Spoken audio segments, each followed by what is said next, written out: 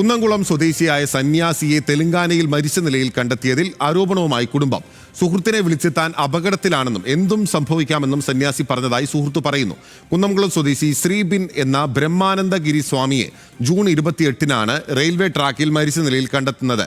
ശ്രീബിൻ അവസാനം വിളിച്ച call record news മലയാളത്തിന് ലഭിച്ചു. അതൊന്ന് കേൾക്കാം.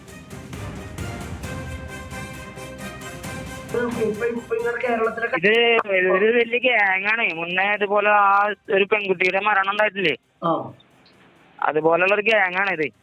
അതുകൊണ്ട് എനിക്ക് ഉറപ്പാ എനിക്ക് എന്തെങ്കിലും സംഭവിക്കും. കേരളത്തിലേക്കല്ലേ പോരുന്നത്? കേരളത്തിലേക്കല്ലേ ഇപ്പൊ ട്രെയിൻ പോരുന്നത്? ഭഗവാൻ മാത്രമല്ല രക്ഷിക്കാൻ, വേറെ ആരുമില്ല.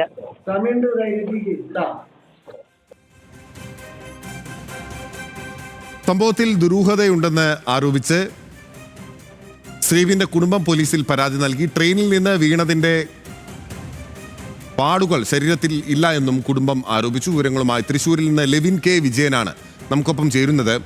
ലെവിൻ, ഈ കുടുംബം ഇതൊരു ദുരൂഹ മരണമാണ് എന്ന് ആരോപിക്കുന്നതിന് കുടുംബത്തിന് മുന്നിലുള്ള തെളിവ് ഈ ഓഡിയോ റെക്കോർഡ് മാത്രമാണോ, മറ്റെന്തൊക്കെയാണുള്ളത്? എപ്പോഴാണ്, എവിടെ വെച്ചാണ് യഥാർത്ഥത്തിൽ ശ്രീവിനെ മരിച്ച നിലയിൽ കണ്ടെത്തിയത്?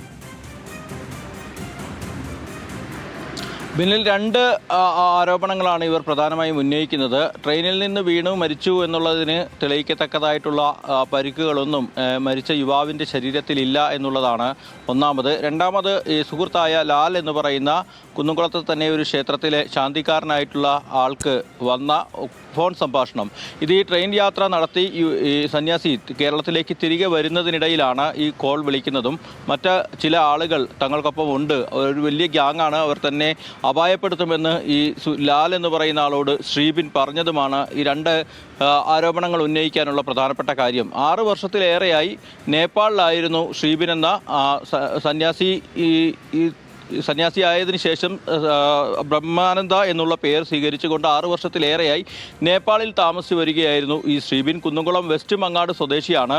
ഇദ്ദേഹം നാട് വിട്ടതിന് ശേഷം ഇടയ്ക്കിടെ 3 മാസങ്ങൾക്ക് മുൻപ് പോലും നാട്ടിലെത്തിയിരുന്നു. അന്നൊന്നും യാതൊരു തരത്തിലുള്ള പ്രശ്നങ്ങളുള്ളതായി മറ്റും പറഞ്ഞിട്ടില്ല. പക്ഷേ ഈ കഴിഞ്ഞ ദിവസം നാട്ടിലേക്ക് മടങ്ങി വരുന്നു എന്ന് പറഞ്ഞ് ഫോൺ സംഭാഷണം ലഭിക്കുകയും തൊട്ട് പിന്നാലെ 28-ാം തീയതിയാണ് തെലങ്കാനയിലെ ഹമാം ഡിസ്ട്രിക്റ്റിൽ ഇദ്ദേഹം റെയിൽവേ ട്രാക്കിൽ മരിച്ച നിലയിൽ കണ്ടെത്തുന്നത്. പിന്നാലെ തെലങ്കാന പോലീസാണ് ബന്ധപ്പെട്ട് നാട്ടുകാരെയും വീട്ടുകാരെയും ഒക്കെ വിവരം അറിയിക്കുന്നത്. ഇവർ അവിടെ എത്തി നടത്തിയ പരിശോധനയിലാണ് ഇതൊരു ദുരൂഹ മരണമാണെന്നുള്ള സംശയം ഉയരുന്നത്. കേരള പോലീസിൽ നിലവിൽ ഇക്കാര്യത്തിൽ പരാതിപ്പെടാനാവില്ല. അതുകൊണ്ട് തന്നെ തെലങ്കാന പോലീസിലാണ് ഇവർ പരാതി നൽകിയിരിക്കുന്നത്. അതോടൊപ്പം തന്നെ കേന്ദ്രമന്ത്രി സുരേഷ് ഗോപിക്കും അതോടൊപ്പം തന്നെ BJP നേതാക്കൾക്കും ഈ വിഷയത്തിൽ പരാതി നൽകിയിട്ടുണ്ട്. മൃതദേഹം ഇന്നലെ നാട്ടിലെത്തിച്ച് സംസ്കരിക്കുകയും ചെയ്തിട്ടുണ്ട്. പക്ഷേ മകൻ്റെ മരണത്തിൽ കൃത്യമായൊരു അന്വേഷണം വേണമെന്നും ഇക്കാര്യത്തിലെ ദുരൂഹതകൾ നീക്കാൻ പോലീസ് നടപടികൾ വേണമെന്നുമുള്ള ഒരു ആവശ്യമാണ് ഇവർ ഉന്നയിച്ചിട്ടുള്ളത്. ഈ സംഭവവുമായി ബന്ധപ്പെട്ട് കൂടുതൽ വിവരങ്ങളൊന്നും ബന്ധുക്കൾക്കില്ല. പക്ഷേ മകൻ്റേത് ദുരൂഹ മരണമാണെന്നുള്ള പരാതിയിൽ ഇവർ ഉറച്ചു നിൽക്കുകയാണ്. ഓക്കെ ലെവിൻ, ആ പരാതി അവിടെ നിൽക്കുകയാണ്.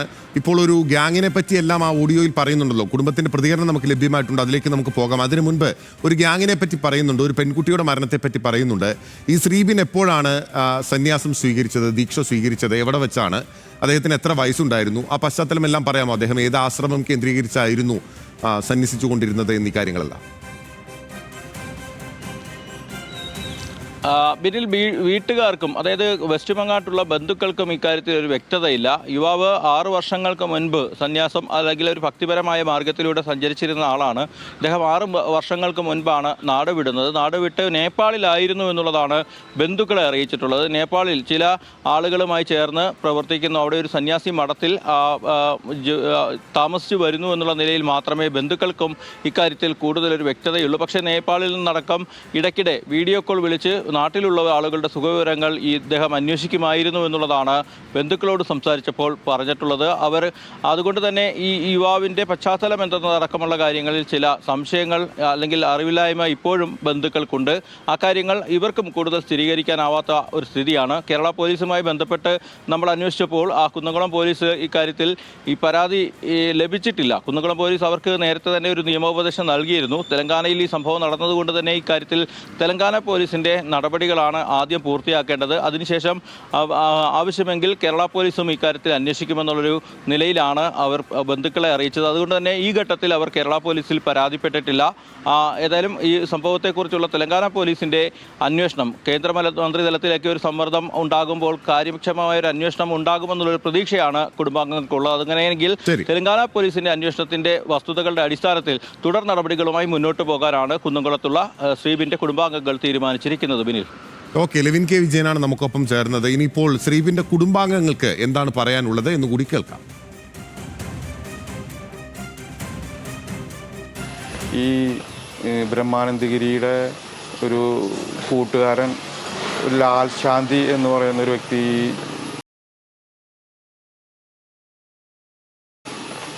ഈ കുന്നംകുളം ഭാഗത്തുണ്ട്.